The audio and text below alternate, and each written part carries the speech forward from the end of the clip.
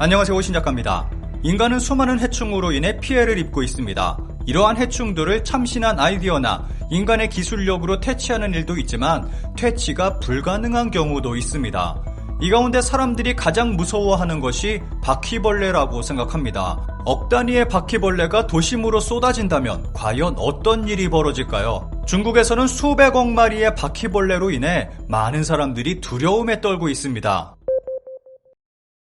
10여 년 전 일명 중국매미로 불리는 꽃매미가 기승을 부렸습니다. 꽃매미의 숫자가 가로수나 가수원에 해를 줄 정도로 심각하게 증식하자 2009년 생태계 교란 생물에 포함됐습니다. 꽃매미는 긴 잎을 나무줄기에 꽂아 수액을 빨아먹으면서 직접적인 피해를 줍니다. 피해를 받은 나무는 수세가 약화돼 생장이 늦어지고 피해가 심한 나무는 줄기 또는 나무 전체가 말라 죽기도 합니다. 수많은 꽃매미가 나무에 다닥다닥 붙어있는 모습을 한 번쯤 본 적이 있을 것입니다. 이렇게 꽃매미의 공격을 받은 나무는 심각한 피해를 입게 됩니다. 포도 수확기에 꽃매미가 다발생할 경우 꽃매미가 배설하는 분비물로 인해 작물체의 잎과 과일 등에 그을음병이 발생해 잎의 광합성 능력을 저하시켜 나무의 세력을 약화시키기도 하고 과실의 등숙을 저해하기도 해 과실의 표면에 발생한 그을음병으로 상품 가치를 심각하게 훼손합니다.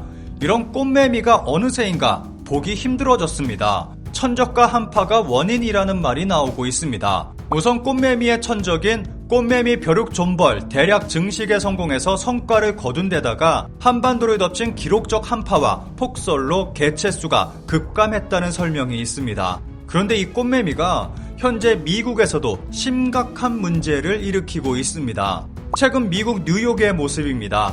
셀 수 없이 많은 꽃매미들이 거리를 뒤덮고 있습니다. 끝없이 길을 따라 꽃매미들이 무리지어 있습니다. 죽어있는 것도 있고 살아서 기어다니는 녀석들도 있습니다. 꽃매미들이 나무를 뒤덮고 있습니다. 이 지역은 꽃매미에게 완전히 점령당한 것처럼 보입니다.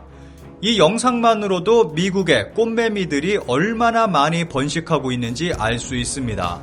문제가 심각해지자 뉴욕주와 인근 뉴저지주는 밟아서 없애자, 보이면 밟으세요 등의 문구가 담긴 포스터를 배포하며 꽃매미 퇴치 캠페인을 벌이고 있습니다.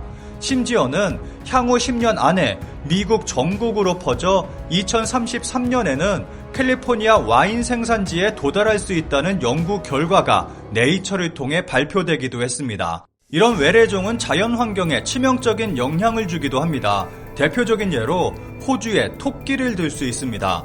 영국에서 태어나 식민지 호주에 정착한 목축업자 토머스 오스틴은 1859년 모국에서 토끼 24마리를 사냥용으로 들여왔습니다. 그런데 문제는 포유류계의 바퀴벌레라고 불릴 정도로 뛰어난 토끼의 번식력에 있었습니다. 멜버른 땅에 풀어놓은 토끼들은 3년 만에 수천 마리로 불어나며 엄청난 속도로 번식을 이어갔고 160여 년이 지난 현재는 호주에 서식하는 야생토끼 개체수가 약 2억 마리에 이르는 것으로 추정됩니다. 호주에는 토끼 천적의 종류와 수도 많지 않습니다. 게다가 호주의 겨울은 그리 춥지 않아서 토끼는 1년 내내 번식할 수 있었습니다. 그 결과 토끼의 개체수가 급격히 늘어나면서 호주의 풀들은 점점 말라가기 시작했습니다.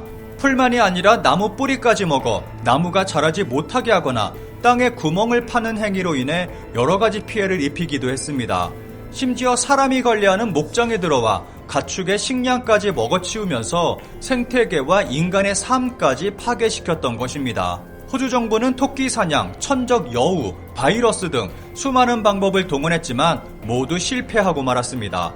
호주는 160년 동안 쉬지 않고 회색 토끼와의 전쟁을 치르고 있습니다. 그런데 번식력과 생존력이 지구 생명체 중 최고라고 불리는 바퀴벌레가 이렇게 번식한다면 어떤 일이 벌어질까요? 바퀴벌레는 동물의 사체나 죽은 곤충은 물론 우리가 먹는 모든 음식을 먹을 수 있고 나무, 접착제, 가죽, 종이, 비누, 플라스틱, 대변 등 모든 것을 먹을 수 있습니다. 심지어는 물이 없어도 한 달 이상을 생존할 수 있고 음식을 먹지 않고도 40일간 생존이 가능합니다. 바퀴벌레는 냉동 상태에서도 무려 48시간 이상 생존이 가능할 정도로 강한 생존력을 가지고 있습니다.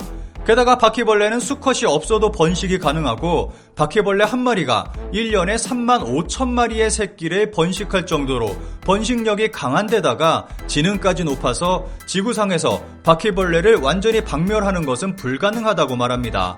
이런 바퀴벌레가 최근 한국에서 때로 도심에 출몰해 한바탕 소동이 일어났습니다. 2022년 10월 부산 서명거리 한복판에서 수십 마리의 대형 바퀴벌레 떼가 출몰해 모두를 놀라게 했습니다. 주디스 태화백화점 인근 거리에서 촬영된 영상에는 주변 상점가에서 나온 사람들이 바퀴벌레 떼에게 약을 뿌리거나 벌레의 사체를 쓸어 모으는 모습을 볼 수 있었습니다. 네티즌들은 이 모습을 보고 지진 전조 현상일지도 모른다. 오래된 건물 철거해서 저럴 수 있다. 근처에서 방역업체 부른 거 아니냐 등의 추측을 내놨습니다. 언론에는 보건소에서 하수구 방역을 했더니 바퀴벌레들이 올라왔다는 증언이 보도됐습니다. 그런데 수십 마리가 아닌 억 단위의 바퀴벌레가 거리로 쏟아져 나온다면 어떤 일이 벌어질까요? 중국에는 정말 독특한 친환경 방법으로 음식물 쓰레기를 처리하는 회사가 있습니다. 중국 상동성에 위치한 농업과학기술회사인 상동 퀴오빈 농업과학기술회사는 친환경적인 방식으로 음식물 쓰레기를 처리할 방안을 모색하다가 바퀴벌레를 떠올렸습니다. 퀴오빈에는 매일 약 55톤에 달하는 음식물 쓰레기가 도착합니다. 이를 처리하기 위해 회사에서는 10억 마리의 바퀴벌레를 사육하고 있습니다. 잘 갈린 상태의 음식물 쓰레기는 곧장 바퀴벌레 사육장으로 향합니다. 그리고 바퀴벌레는 음식물 쓰레기를 섭취하면서 분해하게 됩니다. 퀴오빈의 음식물 쓰레기 처리 방식이 주목받기 시작한 이유는 단지 바퀴벌레만이 아닙니다.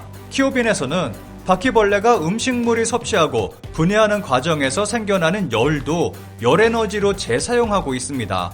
이렇게 생성된 열에너지는 회사 내에서 채소를 재배할 때 사용됩니다. 뿐만 아니라 죽은 바퀴벌레는 훌륭한 퇴비가 되고 있습니다. 이 모든 과정이 완벽하게 친환경적인 방법인 것입니다. 지금까지 10억 마리의 바퀴벌레를 사육하는 회사를 소개했습니다. 그런데 여기서 끝이 아닙니다. 최근 중국에서는 바퀴벌레 사육 규모가 점점 더 거대해지고 있습니다. 음식물 쓰레기 처리를 위해서 40억 마리 바퀴벌레를 사육하는 회사가 생겨났고 심지어는 60억 마리 바퀴벌레를 사육하는 회사도 생겨났습니다. 그런데 여기서 끝이 아닙니다. 홍콩 사우스 차이나 모닝포스트 등 외신 보도에 따르면 중국 몇몇 시에서 바퀴벌레를 전문적으로 사육하는 공장이 들어선 후 연간 수백억 마리의 바퀴벌레가 시중에 유통되고 있는 것으로 전해졌습니다. 이 중 규모가 가장 큰 곳은 쓰촨성 시창시에 있는 농장으로 이곳에서 연간 60억 마리의 바퀴벌레를 생산하고 있습니다. 이렇게 생산된 바퀴벌레들은 음식물 처리, 가축 사료, 약으로 사용되고 있습니다. 그런데 많은 이들이 만약의 사태를 걱정하고 있습니다. 베이징 중국과학원의 주차오둥 교수는 농장에서 키우는 바퀴벌레 수십억 마리가 지진과 같은 자연재해나 혹은 직원의 실수로 외부로 유출된다면 엄청난 재앙이 닥칠 것이라고 경고했습니다. 만약 이런 일이 발생한다면 중국만의 문제가 아니라 전 세계의 문제가 될 것입니다.